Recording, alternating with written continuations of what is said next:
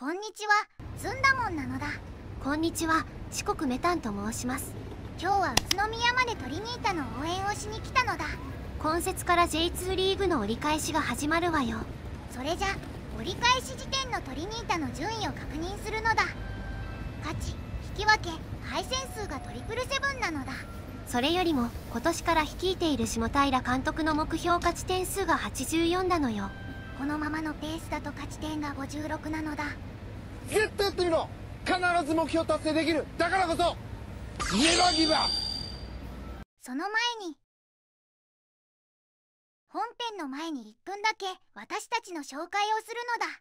右にいるのがずんだもんなのだ。左にいる私は四国メタンと申します。このチャンネルはトリニータサポーターがアウェー観戦記として投稿しているのだ。投稿者は東京在住だから観戦エリアは東日本を中心にしています。例えばスタジアムまでの経路やスタグル、試合の感想を扱っていくのだ。事前にショート動画で観戦予告をするからお楽しみに。そして試合当日の夜、あるいは翌日に動画を上げるのだ。他には国内外の旅行記やゲーム動画を上げています。次に私たちはボイスボックスという文章を読み上げツールなの。抑揚や成長がコントロールできるので私たちが採用されたのだ。ただし私たちの声が流暢に話せるかは投稿者次第ね。動画の編集と構成が慣れていないから温かく見守ってほしいのだ。それでは本編をお楽しみください。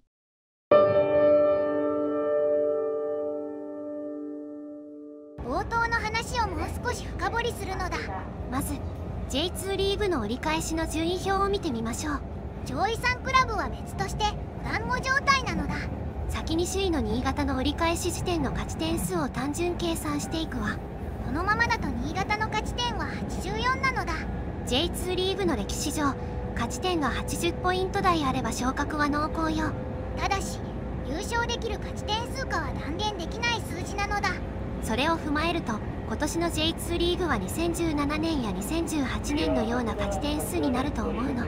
次に4位から20位までの勝ち点を見てみましょう。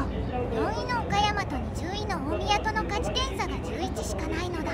まさに J2 が魔境と言われるだけあるわね。最下位の琉球は監督を交代しているし、岩手はチームの完成度が増していけば降格圏から抜け出せそうだし、ゆでガエルにならないように気をつけるのだ。それを踏まえて次にトリニータの話に移すわよ。せめて1桁順位で折り返したかったのだ。言いたいことはわかるわ。でも開幕前に大分で地震やコロナの影響で練習期間が削られたのも事実だわ。あれがなかったら監督と選手間のコミュニケーションがもっと取れたかもしれないのだ。あとはカップ戦と冬に行われるワールドカップの日程上ハードな日程を強いられているの。その上で下平監督はカップ戦で若手を起用して弓場選手やサムエル選手がリーグ戦でも活躍しているわ。確かに監督はレイソルのユース監督をしていたし、伊東純也や中山雄太を若手の頃から起用していたのだ。後半戦はトリニータの若手とレギュラー組のスタメン争いでチームが活性化してくれると嬉しいわ。それに若手の台頭で怪我人が出てもカバーできているのは監督のおかげでもあるわ。ポジティブ思考で考えれば下平監督は期待できる監督なのだ。でも自動昇格圏との勝ち点差は12なのだ。それこそトリニータを応援する醍醐味でもあるわ。到着なのだ。宇都宮駅に着いたのだ。キックオフまで時間があるから何か食べていきましょう。そうするのだ。今回は栃木県産にお邪魔したわよ。宇都宮駅からちょっと歩くのだ。佐野ラーメン初めて食べるのだ。麺は平打ち麺ね。もちろん餃子も忘れていないのだ。餃子が冷凍食品の倍ぐらいの大きさがあって美味しかったわ。駅からお店まで2キロあったからバスで戻ったのだ。着いたのだ。栃木のアウェーも初めてね。駅からスタジアムまではシャトルバスが出ていたのだ。移動時間は30分だったのだ。うたた寝かしてしまったのだ。スタジアムに入場なのだ。客席とピッチが近くてとてもいいわ。映像は試合の2時間前だけど試合直前にはたくさんトリニータサポーターがいたのだ。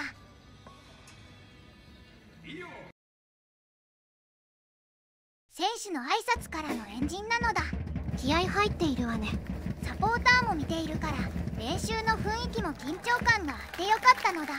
試合にサムエル選手はいなかったけどアタッカーそれじゃ試合展開は？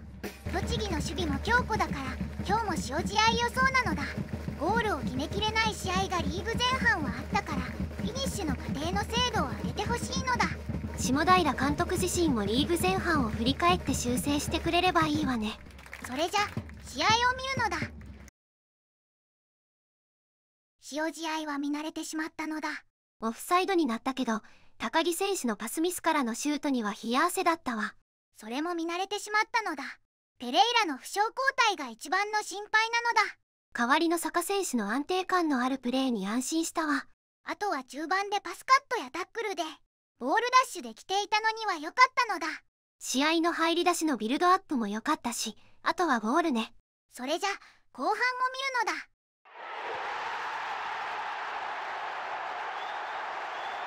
やったのだ。先制なのだ。ファールで誘ってセットプレーで得点。ユーロ2004のギリシャみたいな戦術なのだ。こういうやり方もありと言われればありね。ゴール裏もアゲアゲなのだ。手拍子を続けて応援しましょう。しっかり勝ち切りたいわね。追加点が見たいのだ。見て思ったのがエサ選手のようなくさび役がいないのは不安材料ね。守ったら負ける。攻めろ。これは個人的見解だけど無理に交代させない方が良かったかもしれないのだ。後半も野村選手が声を張っていたから、そう考えると選手たちがかわいそうだわ。勝ち点は得たけど勝ち点2を失ったのだ。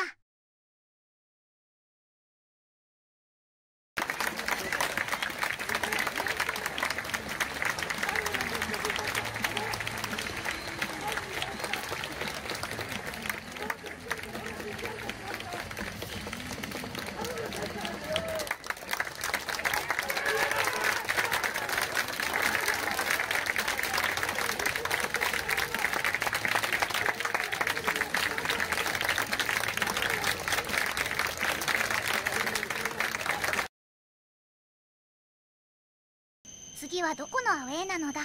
次は7月23日の水戸ホーリーホックよ。1ヶ月以上の期間が空くのだ。